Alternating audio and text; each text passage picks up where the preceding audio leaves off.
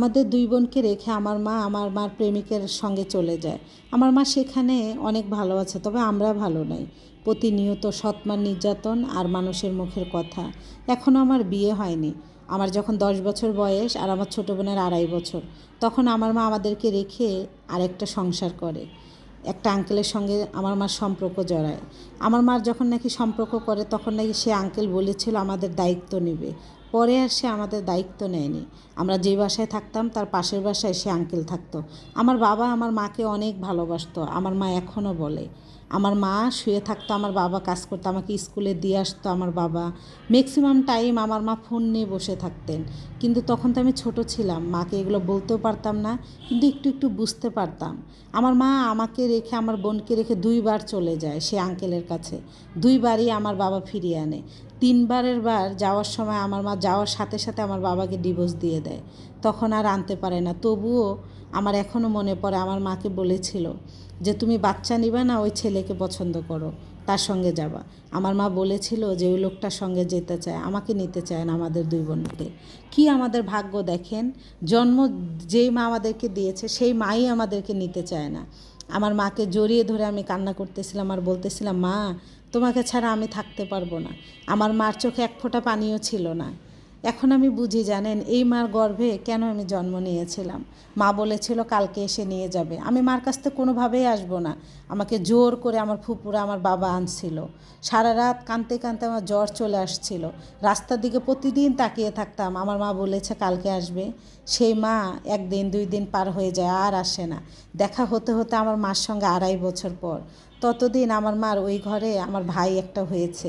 আমি যত আমার মার কথা বলতাম, আমার সৎমা আমাকে ধরে আরও মারতো।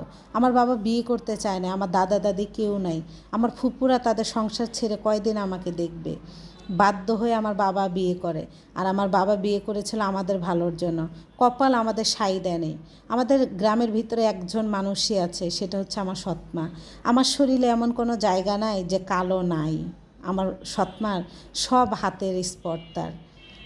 আমি 10 বছর বয়স থেকে নিজের কাজ করা, সংসারে কাজ করা সব শিখে গিয়েছি। তবু আমার সৎমা আমাকে মারতেন। আমার বাবা কাপড়ের ব্যবসা করতেন, এজন্য আমার বাবা দূরে থাকতেন। গায়ে গায়ে হেঁটে আমার বাবা ব্যবসা করতেন। আমার মা চলে যাওয়ার পর আমার বাবা অসুস্থ হয়ে পড়ছে, এখন হার্টের পেশেন্ট আমার বাবা। আমার বাবাকে যদি এগুলো বলি তাহলে আমার বাবা আমার সৎমাকে মারে। তখন সৎমা আমার বাবা যাওয়ার পর আরও নির্যাতন করে।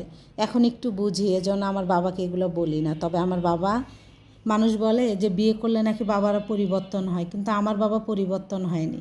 আমার সৎমাকে আমার বাবা ছেড়ে দিতে চেয়েছে। আমি চাইনি যে আমার মতো আমার এই নতুন পরিবারে যে ভাই বোন হয়েছে আমার সৎমার, তারা কষ্ট পাক। এজন্য আমার সৎমাকে আমার বাবাকে কখনোই ছাড়তে বলিনি। বলছি বাবা একটা সময় ঠিক হয়ে যাবে। কিন্তু জানেন, সেই 10 বছর বয়স থেকে আমার সৎমা আসছে। এখন আমি ডিগ্রি পড়ি, তবুও আমার সৎমা এখনও আমাদেরকে আপন মনে করতে পারেনি। আমি সংসারের সব কাজ করে রেখে স্কুলে যেতাম। সে কখনো চায়নি যে আমি লেখাপড়া করি। আমার বাবার প্রেশারে শুধু স্কুলে যেতে দিত আমার সৎমা। আমি কখনো প্রাইভেটও পড়িনি।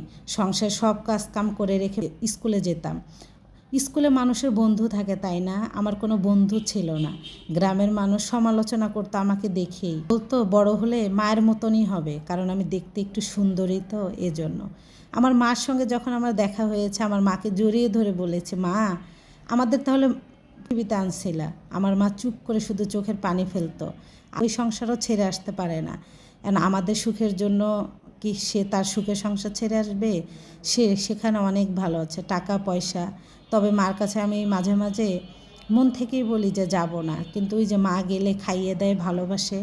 আর ভালো ভালো কাপড় চোপড় আমার মাই কিনে দেয়। আমার সৎ মা আমার বাবাকে ভালো কাপড় চোপড় আমাদের কিনতে দেয় না। আমার বাবাকে বলিও না যে লেখাপড়ার খরচই দিতে চায় না, সে আবার আমার কাপড় কিনে দিবে। এগুলো কাপড় চোপড় দিলে আমার বাবার সঙ্গে আমার সৎমা আরও ঝামেলা করে। এর জন্য ভালো পোশাক আশাক আমার মাই চুপচুপ করে দেয়। আমার মার কাছে যে যদি 2 দিন থাকি, আঙ্কেল বিদেশ থাকে, যদি জানতে পারে আমার মার সঙ্গে অনেক খারাপ ব্যবহার করে। সেখানে যেও শান্তিতে থাকতে পারি না। আমার ভাগ্য কি না, ভালো একটা বিয়েও আমার হচ্ছে না। আমি ডিগ্রি পড়তেছি অনেক কষ্ট করে, আমার কোনো খরচ দেয় না। বাড়ির কাজ করব না আমি লেখাপড়া করব, তার পাশাপাশি আমি তবুও করতেছি। আমার বাবা চুপি চুপি টাকা দেয় আমাদের। আমরা দুই বোনই এখনও লেখাপড়া করতেছি। ভালো একটা বিয়ে হলে হয়তো বা শ্বশুরবাড়িতে যে ভালো থাকতাম, কিন্তু ওই যে যখন শ্বশুরবাড়ির মানুষ জানতে পারে যে আমার মা হচ্ছে আমাদেরকে রেখে চলে গিয়েছে, তখন আমার উপরে আঙ্গুল উঠায়। এই বয়সে মেয়েদের নাকি অনেক বয়ফ্রেন্ড থাকে, বন্ধু থাকে। বিশ্বাস করেন, বয়ফ্রেন্ড তো দূরের কথা, আমার কোনো বন্ধুই নাই। কারণ ওই যে মানুষ বলবে যে মা যেমন তার মেয়ে এমন। এই আপুর লাইফ হিস্ট্রি। ধন্যবাদ সবাইকে।